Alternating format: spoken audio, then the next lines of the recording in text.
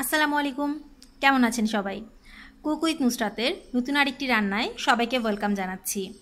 আজকে রান্না করে দেখাবো খুবই মজাদার একটি আইটেম, সেটি হচ্ছে গরুর কলিজা ভুনা। তাহলে দেখে নেই বাংলাদেশি স্টাইলে কলিজা ভুনা তৈরি করতে আমাদের কি কি উপকরণ লাগছে। তো প্রথমেই লাগছে প্রথম এবং প্রধান উপকরণ, সেটি হচ্ছে কলিজা। এখানে আমি গরুর কলিজা নিয়ে নিয়েছি। 1 কাপ পরিমাণের কলিজা এখানে আছে, একটু ছোট 4 কোনা টুকরা করে নেওয়া। টুকরার পরিমাণটা আপনি আপনার পছন্দ মতো করতে পারেন, চাইলে আর একটু বড়ও রাখতে পারেন। এখানে আমি নিয়েছি একটু আলু। যে পরিমাণে কলিজা আছে আমার তার অর্ধেকেরও কম পরিমাণে এখানে আমি আলু নিয়েছি, 4 কোনা ছোট টুকরা করে নিয়েছি। এবার আসি অন্যান্য উপকরণগুলোতে। এখানে প্রথমে রয়েছে আমার পেঁয়াজ কুচি। আমি এখানে 1 কাপ পরিমাণের পেঁয়াজ কুচি নিয়েছি। কিছু কাঁচামরিচ আছে ফালি করা। এছাড়া এখানে দেখতে পাচ্ছেন আমার রসুন আছে, গোটা রসুন। এখানে আমি জাস্ট একদম আস্ত যে রসুনের কোয়া সেরকম 6-7 টুকরা কোয়া নিয়ে নিয়েছি। এটা এভাবেই আস্ত অবস্থাতেই আমি ইউজ করব আমার তরকারিতে। আচ্ছা, এবার আসি মশলায়। আমার যে মশলাগুলো রয়েছে সেগুলোর মধ্যে দেখতে পাচ্ছেন এখানে আমার আদা বাটা আছে 1 টিস্পুন, রসুন বাটা আছে 1 টিস্পুন, জিরা বাটা আছে 1 টিস্পুন, হলুদের গুঁড়া আছে 1/2 টিস্পুন এবং লাল মরিচের গুঁড়া আছে 1/2 টিস্পুনের থেকেও কম পরিমাণে। থাকছে পরিমাণ মতো লবণ এবং এখানে আমার কিছু গরম মশলা সহ অন্যান্য উপকরণ রয়েছে। এখানে দেখতে পাচ্ছেন 2টা শুকনা মরিচ রয়েছে, আছে 2টা তেজপাতা, কিছু দারচিনি, কিছু গোলমরিচ, এলাচ আছে কয়েক টুকরা, এছাড়াও নিয়েছি কয়েক টুকরা লং। আর এই যে একটা গুঁড়া দেখতে পাচ্ছেন অল্প পরিমাণে, এখানে শুধুমাত্র এই শুকনা মরিচ দুটো বাদে বাকি যে উপকরণগুলো এখানে আছে প্রত্যেকটা উপকরণ নিয়ে এই গুঁড়াটা আমার তৈরি করা। আমি গরম মশলাগুলো একটু একটু করে টেলে নিয়েছি, টেলে এই গুঁড়াটা তৈরি করা হয়েছে। আর এগুলো বাদে লাগছে আমার পানি এবং প্রয়োজন মতো তেল রান্নার অনুযায়ী। তো দেখে নিলেন এই হচ্ছে আমার উপকরণগুলো গরুর কলিজা ভুনায়। তাহলে এখন আমরা সরাসরি রান্নাতে চলে যাই।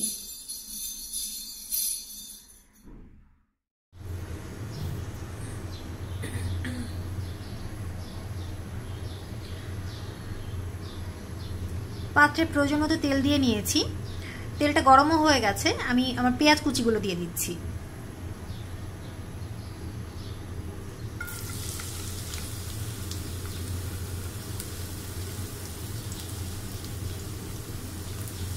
কাঁচা মরিচ দিয়ে দিলাম 3 টুকরা। গরম মশলাগুলো দিয়ে দিচ্ছি।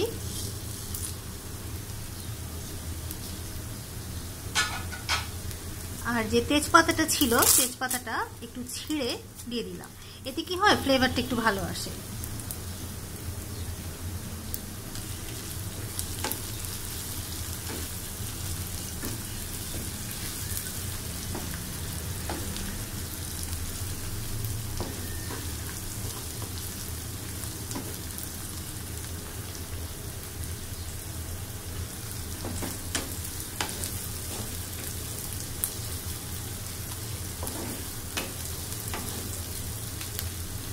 হালকা করে একটু নাড়াচাড়া করে নিব এবং যখন পেঁয়াজটা দেখবেন যে একটু নরম হয়ে এসছে তখন আমি কলিজাটা এর ভিতর দিয়ে দিব। পেঁয়াজটা এখন একটু নরম হয়ে এসেছে, আমি কলিজাটা দিয়ে দিচ্ছি।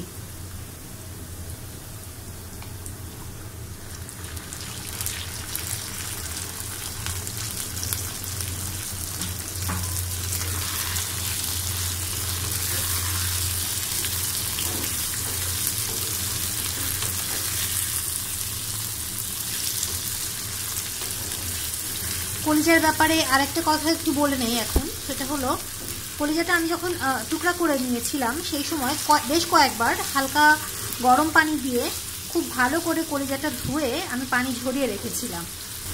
হালকা একটু নাড়াচাড়া করে নিয়েছি কলিজাটা। এখন আমি একে একে আমার যে মশলাগুলো ছিল সবগুলো দিয়ে দিচ্ছি। আদা বাটা,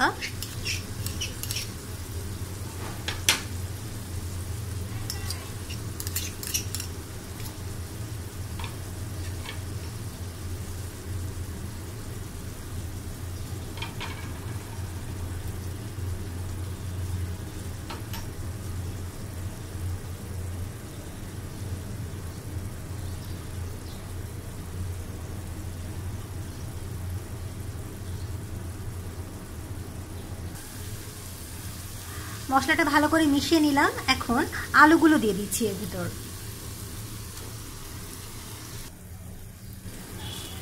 ঢেকে দিচ্ছি 5 মিনিটের জন্য।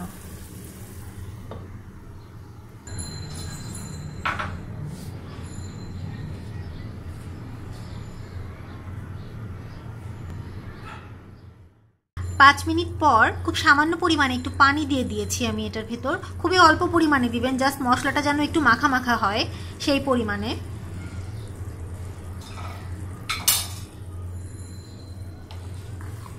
একটু নেড়ে দিচ্ছি।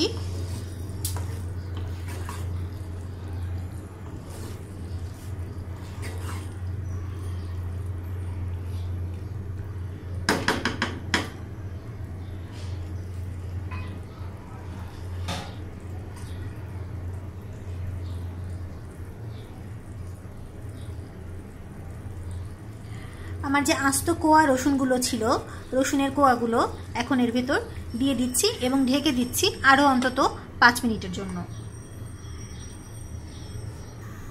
5 মিনিট পর ঢাকনাটা তুলে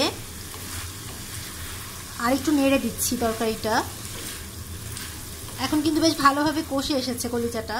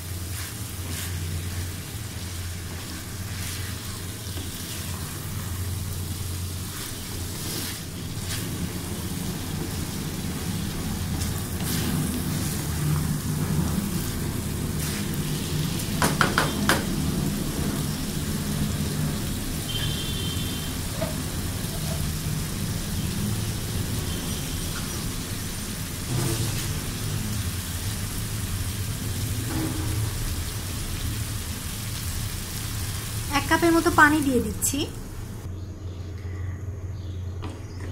আর একটু নাড়াচাড়া করে দিচ্ছি। কলিজাটা একটু মাখা মাখা হবে,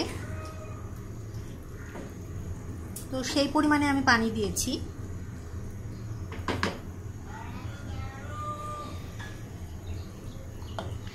ঢেকে দিচ্ছি অন্তত মিনিট 10 জন্য। আর এই পর্যায়ে চুলার আঁচটা একটু মাঝারি করে দিবেন।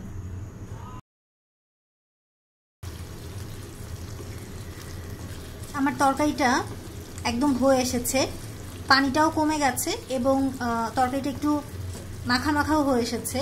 তো কলিজা আসলে খুব বেশি সময় ধরে রান্না করলে যেটা হয়, কলিজা শক্ত হয়ে যায়। তো আমি এর থেকে বেশি আর রান্না করব না। এই পর্যায়ে তরকারিটা নামিয়ে নিব। আমি চুলাটা বন্ধ করে দিচ্ছি এবং তরকারিটা নামিয়ে নিচ্ছি।